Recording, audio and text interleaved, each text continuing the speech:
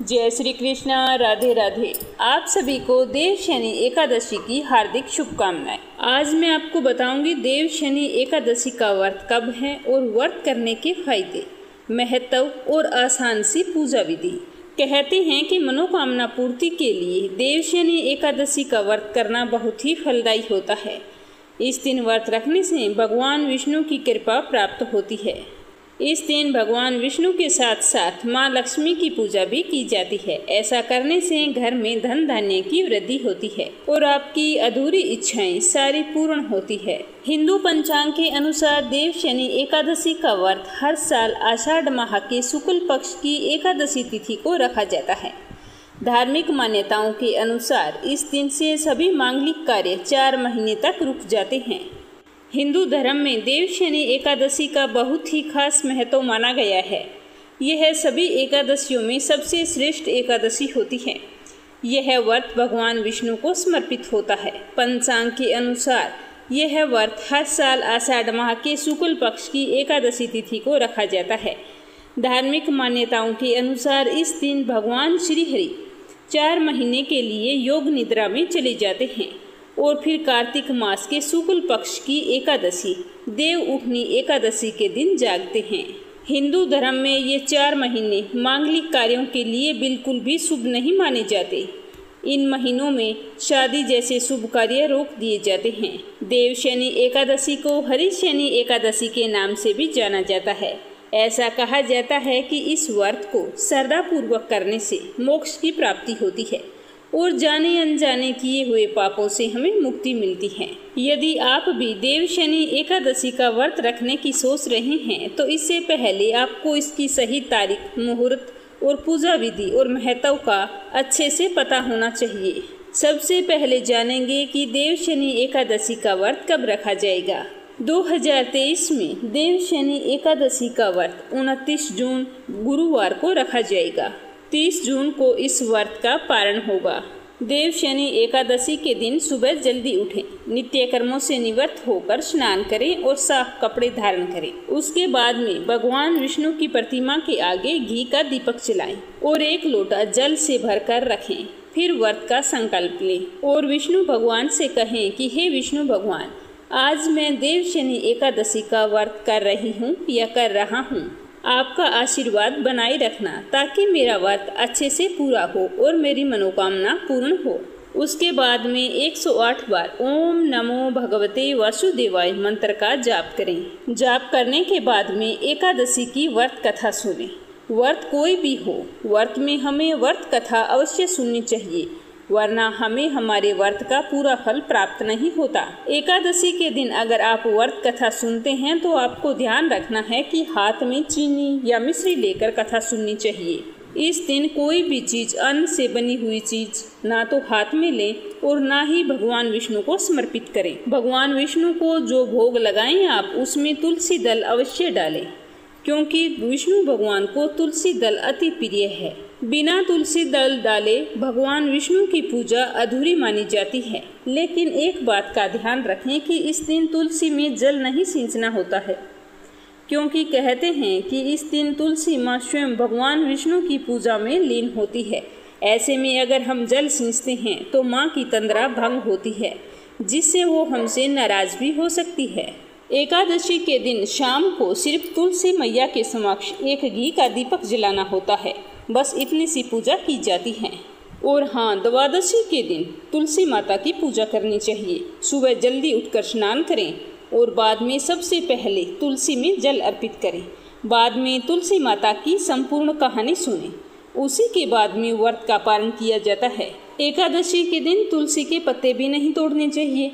अगर आपको भगवान विष्णु को तुलसी दल अर्पित करना है तो आप ऐसा करें कि तुलसी दल 1 दिन पहले तोड़कर रख लें। अगर पहले दिन रविवार है तो आप शनिवार को तोड़ें, या फिर तुलसी के पास अपने आप टूटे हुए पत्ते जो कहीं से भी कटे फटे ना हो उन्हें धोकर भगवान विष्णु को अर्पित कर सकते हैं। जब भी आप एकादशी की व्रत कथा सुने तो साथ में एकादशी माता की जो 12 महीने कथा सुनी जाती है वो अवश्य सुने।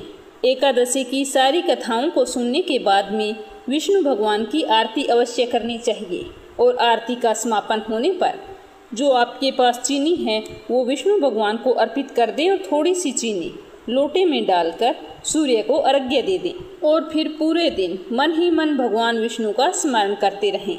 इस दिन किसी की चुगली या निंदा ना करें, घर में लड़ाई झगड़े का माहौल ना रखें। एकादशी के दिन नाखून या बाल नहीं काटने चाहिए और ना ही कपड़े धोने चाहिए। एकादशी का व्रत चाहे आपने रखा है या नहीं रखा है, फिर भी आपको इस दिन चावल नहीं खाने चाहिए और ना ही इस दिन काले रंग के वस्त्र पहनने चाहिए। एकादशी के दिन पीले वस्त्र पहनने बहुत ही शुभ माने जाते हैं। भगवान विष्णु को भी तुलसी दल के साथ साथ पीले फूल और पंचामृत का भोग लगाएं और शाम को फिर से भगवान विष्णु की श्रद्धा पूर्वक आरती करें। अगर किसी कारणवश सुबह सुबह आप भगवान विष्णु की पूजा अर्चना नहीं कर पाते हैं और दिन में किसी भी समय पूजा कर रहे हैं तो ध्यान रखें कि उस समय राहु काल ना हो, क्योंकि कोई भी शुभ काम राहु काल में करना अच्छा नहीं माना जाता। अगले दिन यानी कि द्वादशी तिथि को नित्य क्रिया से निवृत्त होकर भगवान विष्णु और मां तुलसी की पूजा करनी चाहिए। उसके बाद में ब्राह्मण को भोजन करवाकर यथासंभव दान दक्षिणा देकर विदा करें और बाद में ही व्रत का पालन करना चाहिए। अगर आप द्वादशी के दिन तुलसी माता की संपूर्ण कथा सुनने के इच्छुक है तो आपको मीरा भक्ति चैनल पर संपूर्ण कथा प्रस्तुत की जाएगी, तो श्रद्धा पूर्वक सुनना और ज्यादा से ज्यादा शेयर करना ताकि हर व्रत रखने वाले तक यह कथा पहुंच सके। हिंदू धर्म के अनुसार देव शनि एकादशी के दिन से भगवान विष्णु 4 महीने के लिए पाताल लोक में योग निद्रा पर चले जाते हैं। इन 4 महीनों में सृष्टि का संचालन भगवान शिव करते हैं। तो चलिए जानते हैं कि भगवान विष्णु 4 महीने तक पाताल लोक में निवास क्यों करते हैं। पौराणिक कथाओं में राजा बलि का नाम आपने बहुत बार सुना होगा, जो ऋषि कश्यप के कुल से थे। राजा बलि के दादा का नाम प्रहलाद था तथा पिता का नाम विरोचन था। वह महर्षि कश्यप तथा दैत्य हिरण्यकश्यप के कुल में जन्मा एक दैत्य राजा था। वह स्वभाव से अपने दादा के समान दानवीर था, किंतु उसमें दैत्यों के गुण होने के कारण अहंकार तथा अधर्म भी था। राजा बलि के दादा भगवान विष्णु के प्रिय भगत थे। अपने पिता विरोचन की देवराज इंद्र के द्वारा छल से हत्या कर देने के कारण राजा बलि तीनों लोकों के सम्राट बने थे। वे अत्यंत शक्तिशाली तथा पराक्रमी थे। दानवीर होने के साथ साथ राजा बलि अहंकारी भी था। भगवान विष्णु का पक्का भगत था, लेकिन वह देवताओं से ईर्ष्या भी रखता था। उसी ईर्ष्या से उसने इंद्र के उनके सिंहासन से हटा दिया था। राजा बलि ने अपने गुरु शुक्राचार्य की सहायता से 100 अश्वमेघ यज्ञों का आयोजन करवाया था। 99 यज्ञों का वह सफलतापूर्वक आयोजन कर चुका था। यदि वह 100वां यज्ञ भी बिना किसी विघ्न के पूरा कर लेता तो वह इंद्र के पद पर हमेशा आसीन हो जाता।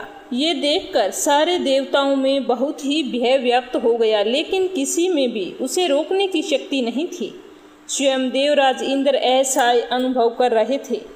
जब वो 100वां यज्ञ आयोजित करने जा रहा था, तब इंद्र सभी देवताओं के साथ भगवान विष्णु से सहायता मांगने के लिए गए और धर्म रक्षा की बात की। देवताओं की सारी बात सुनकर भगवान विष्णु ने सोचा कि राजा बलि उनके प्रिय भक्त प्रहलाद का पुत्र है, इसीलिए मैं उसका वध तो कर नहीं सकता। इसीलिए काफ़ी सोच विचार करने के बाद में भगवान विष्णु ने धरती पर अवतार लेने का निश्चय किया। इसीलिए उन्होंने राजा बलि का अहंकार दूर कर इंद्र को फिर से स्वर्ग के आसन पर बिठाने के लिए एक योजना सोची। योजना के अनुसार भगवान विष्णु ने एक छोटे ब्राह्मण का रूप धारण कर लिया, जिसे बटुक ब्राह्मण अवतार भी कहा जाता है। इसके बाद भगवान विष्णु वामन अवतार के रूप में राजा बलि के यज्ञशाला में गए तथा कुछ मांगने की इच्छा प्रकट की। राजा बलि का एक नियम था कि वो द्वार पर आए हुए किसी भी ब्राह्मण को खाली हाथ नहीं भेजते थे। इसीलिए वो यज्ञ शुरू करने से पहले ब्राह्मण को दान देने की इच्छा से बाहर आ गए। राजा बलि अहंकारी था, उसे लगता था कि वह सबसे बड़ा दानी है। विष्णु जी वामन देव के रूप में उसके पास पहुँचे और दान में 3 पग धरती मांग ली। तो अहंकार से भरे राजा बलि ने सोचा कि ये तो छोटा सा काम है, मैं तो पूरी धरती पर अधिकार रखता हूँ, मैं इसे 3 पग भूमि दान कर देता हूँ। यह सोचकर राजा बलि वामन देव को 3 पग भूमि दान देने के लिए संकल्प कर रहे थे। उसी समय शुक्राचार्य ने उसे रोकने की कोशिश की। शुक्राचार्य जान गए थे कि वामन के रूप में स्वयं विष्णु भगवान है। शुक्राचार्य ने राजा बलि को समझाया कि ये छोटा बच्चा नहीं है, ये स्वयं विष्णु जी हैं, तुम्हें ठगने के लिए आए हैं, इसीलिए तुम इन्हें दान के लिए मना कर दो। शुक्राचार्य की ये बात सुनकर राजा बलि बोला कि अगर ये भगवान हैं और मेरे द्वार पर दान मांगने के लिए आए हैं तो भी मैं इन्हें मना नहीं कर सकता। ऐसा कहकर राजा बलि ने हाथ में जल का कमंडल ले लिया तो शुक्राचार्य एक छोटा रूप धारण करके कमंडल की दंडी में जाकर बैठ गए ताकि कमंडल का पानी बाहर ना निकले और राजा बलि संकल्प ना ले सके। वामन देव शुक्राचार्य की योजना समझ गए थे। उन्होंने तुरंत एक पतली सी लकड़ी ली और कमंडल की दंडी में डाल दी, जिससे अंदर बैठे शुक्राचार्य की एक आंख फूट गई और वे तुरंत कमंडल से बाहर आ गए। इसके बाद राजा बलि ने वामन देव को 3 पग भूमि दान करने का संकल्प ले लिया। राजा बलि के संकल्प लेते ही वामन देव ने अपना आकार इतना बड़ा बढ़ाया कि देखकर राजा बलि भी आश्चर्यचकित हो गए। लेकिन फिर क्या हो सकता था, वो तो वचनबद्ध थे।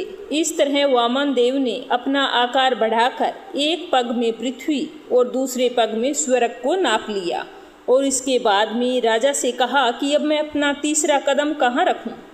तो ये सुनकर राजा बलि का अहंकार टूट गया। तब राजा बलि ने कहा कि तीसरा पैर आप मेरे सिर पर रख सकते हैं। बलि की दानवीरता देखकर वामन देव बहुत ही प्रसन्न हुए और उसे पाताल लोक का राजा बना दिया और फिर वरदान मांगने को कहा।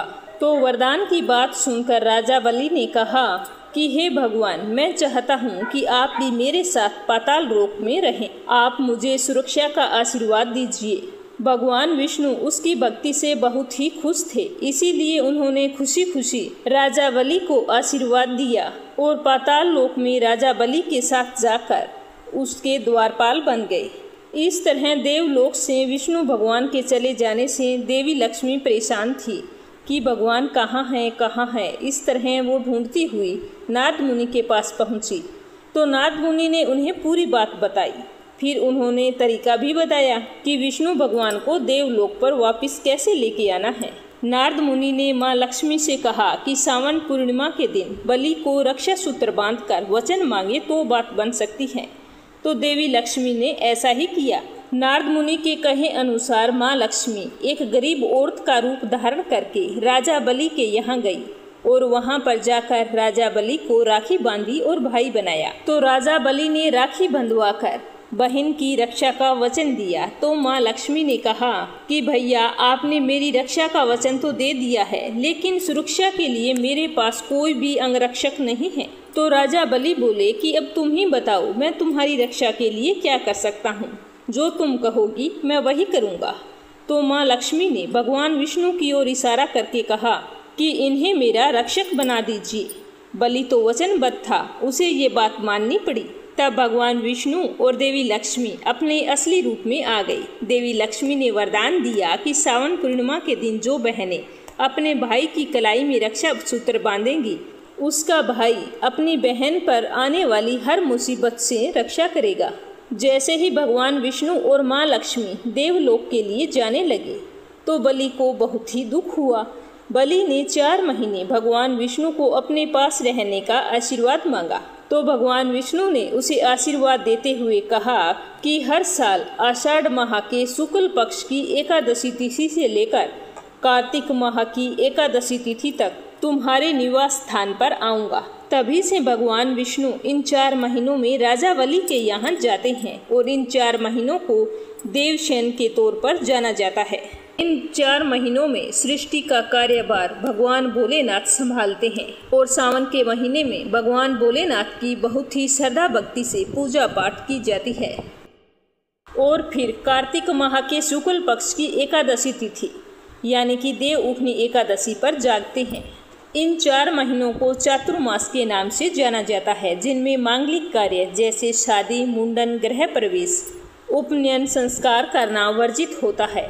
इन 4 महीनों में शुभ कार्य करने से ऐशुभ फलों की प्राप्ति होती है और जब देव उठनी एकादशी के दिन भगवान विष्णु जागते हैं तो मांगलिक कार्य फिर से शुरू हो जाते हैं। तो ये थी देव शनि एकादशी से जुड़ी संपूर्ण जानकारी। सुनकर आपको कैसा लगा कमेंट बॉक्स में बताना। साथ ही अगर आपने सब्सक्राइब नहीं किया है तो जरूर करना और द्वादशी के दिन सुबह सुनना तुलसी माता की संपूर्ण कथा। भगवान श्री हरि विष्णु आपकी समस्त मनोकामनाएं पूरी करे। जय श्री कृष्णा। राधे राधे।